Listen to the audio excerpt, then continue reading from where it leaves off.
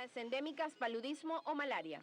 Venezuela se mantiene en alerta sanitaria por la incidencia de la malaria, enfermedad de la que se han registrado hasta lo que va de año 28.000 casos.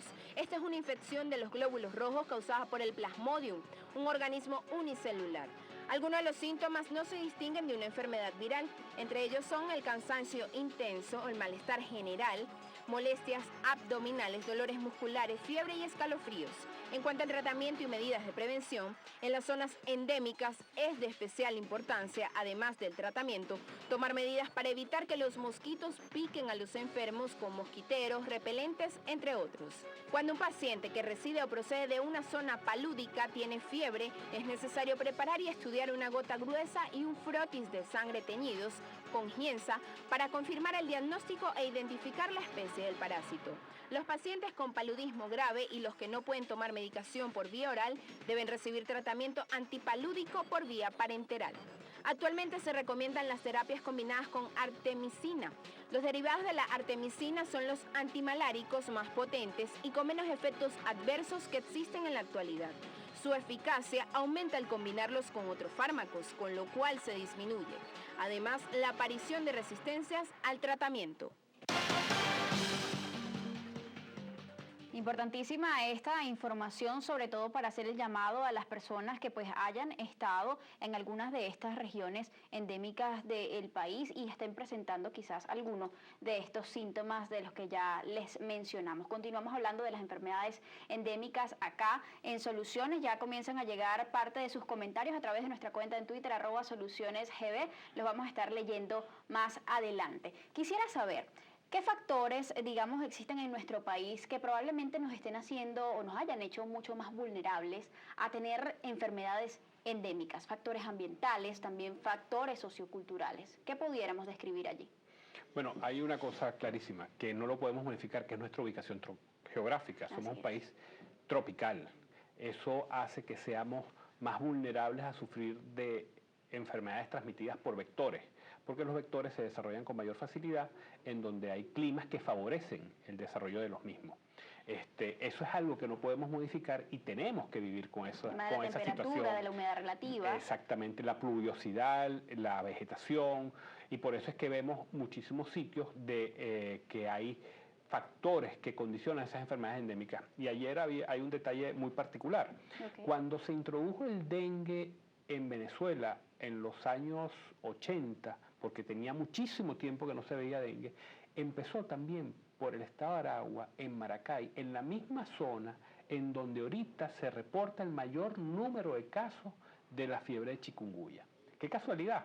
Y eso es cercano a las riberas del río Limón, que ocurrió después de la inundación y el desborde del río Limón hace muchísimos años. Probablemente usted no se acuerda, usted es muy joven, ¿no? Probablemente. Sí. Probablemente, ojalá. Sí. De hecho, sí, el estado de Aragua tiene una particularidad. Ahí empezó la lucha contra la malaria y fue muy exitosa, por cierto. Y una anécdota simpática es que las reflexiones son muchas, es decir, las instituciones que son reservas intelectuales de los pueblos, que son sus universidades, las sociedades científicas, las academias, estamos para contribuir y este programa se llama Soluciones. Así es. Lo que queremos decir es traer soluciones y básicamente contar una anécdota simpática, muy breve, de que fíjate, la malaria la controlamos a mula y con un fumigador que no daba más de 6 metros. Eso en los años 60. En los años 60. La tecnología ha permitido que ahorita tienen muchos mejores vehículos, es decir, vehículos con aire acondicionado, doble tracción, mucho confort, con aire acondicionado, que eso está muy bien. Así y es. asperjadoras de 100 metros, y deberíamos tener una mejor escuela, que de hecho la tuvimos, que eso fue el ejemplo de que la Organización Mundial de la Salud montara aquí una escuela de formación de malariólogos para toda América. Y tristemente ahorita vemos, para decirlo simpático, que el mosquito que transmite la malaria, la anófeles, le está sacando la lengua al sistema, que tenemos ese número de casos brutal, eso es una cosa terrible. Es decir, tenemos que reflexionar lo que está pasando. Este ministro de Salud es malariólogo, yo no tengo la menor duda, muy capaz, pero que escuche a las otras que estamos interesados en contribuir, en ayudar, porque el país es de todo, que tenemos cosas que plantearles y que podemos ayudarlos, pero desafortunadamente pues no tenemos sino estas cifras tristes. Además que Venezuela fue el primer país en Latinoamérica en erradicar de la mayor parte de su territorio la malaria o el paludismo, ¿no? Como también se le conoce. Y justamente usted decía que esas personas a quienes formaron en aquel momento, personas que venían de otros países a aprender de este sistema antimalárico, pues son quienes ahora también están viniendo a prestar ayuda, ¿no? Fuera de las conversaciones de compromisos de Estado, esta gente nos ha comentado de que ellos han tenido que asesorar muchos países como una contribución a África y otras latitudes, pero que nunca se imaginaron que tenían que venir a ayudarnos a nosotros porque ellos se formaron aquí.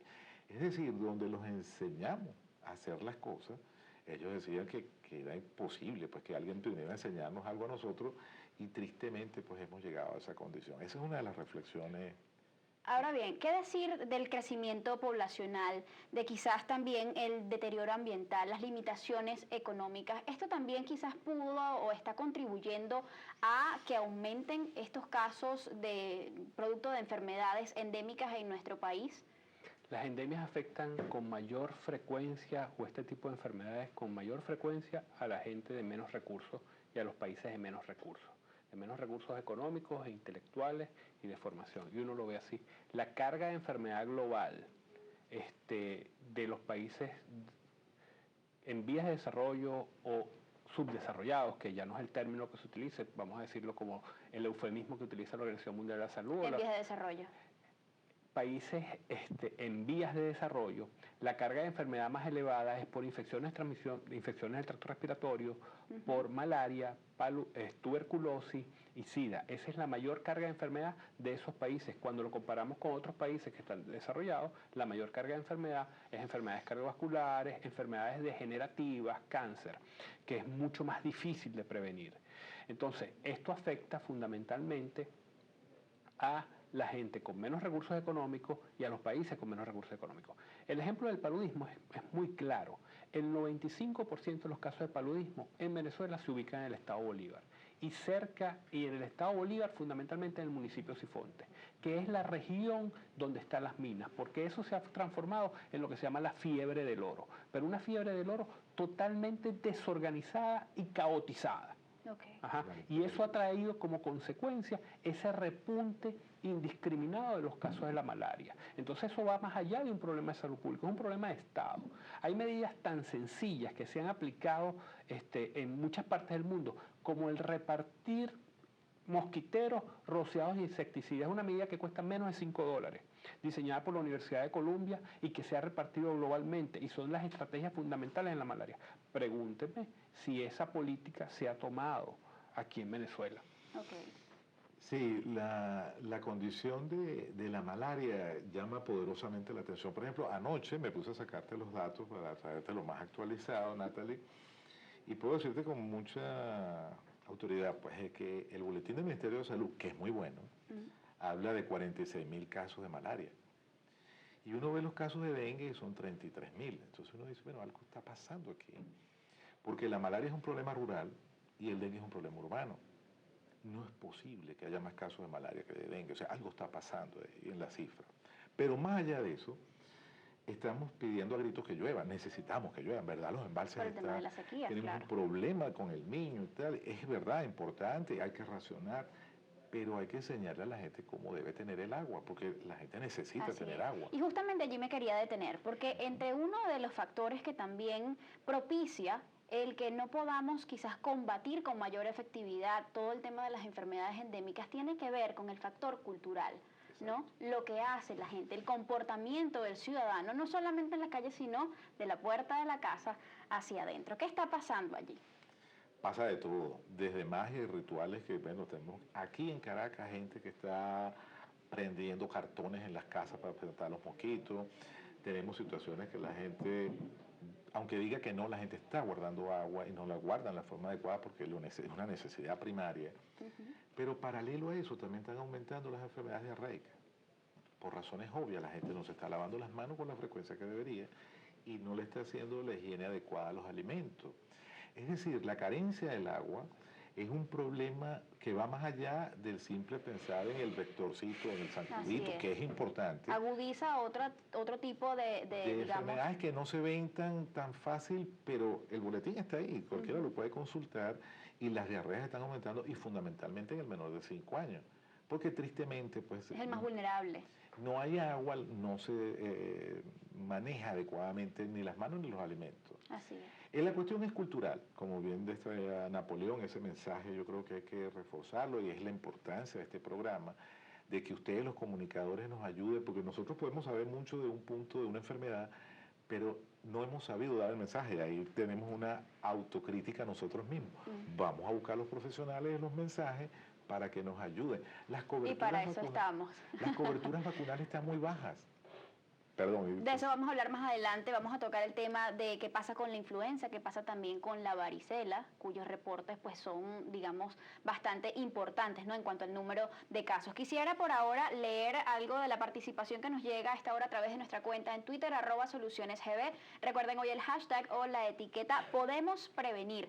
Una de ellas es Mónica, que dice: ¿cómo no acumular agua en pipotes si el servicio de agua es deficiente? Es un poco de lo que estaba hablando el doctor Echesuría. El Galán Guillén dice: podemos prevenir, por ejemplo, el dengue, principalmente contrarrestando los recipientes con agua y botando todos los desechos. También Jesús Salas nos aporta por acá: si hay posibilidad de erradicar enfermedades en Venezuela, el asunto es que quieran y se aboquen a hacerlo. Hay mucha corrupción. También él agrega más adelante: en el sector salud se preocupan por planes fracasados políticos, el CDI cubanos, y no los planes esenciales de salud. Es la opinión de Jesús Salas. Marcos Borges, por su parte, nos dice: principalmente gobierno y autoridades fronterizas, áreas portuarias y aeroportuarias. También habría que hacerse una vigilancia en torno a este tema, y él también agrega más adelante: si no tomamos prevención temprana, tendremos consecuencias nefastas. ¿Se podría decir que ya hay consecuencias nefastas?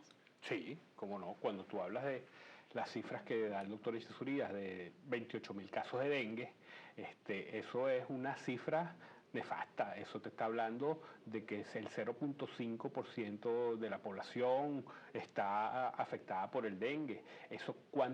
Probablemente eso no impacta en la mortalidad, pero ¿cuánto cuesta eso? Así es. ¿Cuánto cuesta el tener un paciente con fiebre 5 días en la casa, que no vaya a trabajar, que no vaya a producir para el país? ¿O cuánto cuesta que 33.000 personas o 28.000 personas, 33.000 personas hayan tenido paludismo? ¿Cuánto cuesta el tratamiento? El tratamiento del paludismo no se suministra en la farmacia. El tratamiento del paludismo es suministrado solo por el Estado. O sea, el Estado tiene que abocarse entonces a tratar a esos pacientes. Y si el paciente desarrolla un paludismo grave y tiene que ir a una terapia intensiva, ¿cuántos días puede pasar en terapia intensiva, sin no hablar del costo humano? No es solamente entonces cuán perjudicial es para la persona que padece la enfermedad, sino los efectos colaterales que esto tiene. El tema está bastante interesante, tenemos que hacer una pausa, pero ya venimos. Enfermedades endémicas: el dengue. El dengue, la malaria, tuberculosis y enfermedades ya erradicadas en otros países son el pan nuestro de los reportes epidemiológicos en Venezuela. Un país que, a pesar de los planes de inmunización y prevención, siguen siendo endémico. En el caso del dengue, hay toda una serie de factores que involucran el modo de vida de la población y que hacen prácticamente imposible erradicar el mosquito transmisor, porque es propio de aguas blancas y vivimos en una sociedad donde el sistema de abastecimiento exige la retención de agua. Aparte, no hay una cultura de eliminar criaderos innecesarios en chécheres y todo tipo de depósitos. Somos endémicos en dengue, y aunque las autoridades hagan un esfuerzo en fumigación, mientras que en cada hogar no exista la conciencia del control de la enfermedad, lamentablemente seguiremos teniéndola. Sin embargo, ofrecemos algunas recomendaciones para evitar esta enfermedad. Cambiar frecuentemente el agua de los bebederos de animales y floreros, tapar los recipientes con agua, eliminar la basura acumulada, protegerse de las picaduras usando acondicionadores de aire, colocando tela metálica en puertas y ventanas, aplicando repelente contra insectos en la piel. Rociar la ropa con repelentes que contengan permetrina, ya que los mosquitos pueden picar a través de la ropa de tela fina. Por último, usar camisas de manga larga y pantalones largos siempre que se encuentre en exteriores.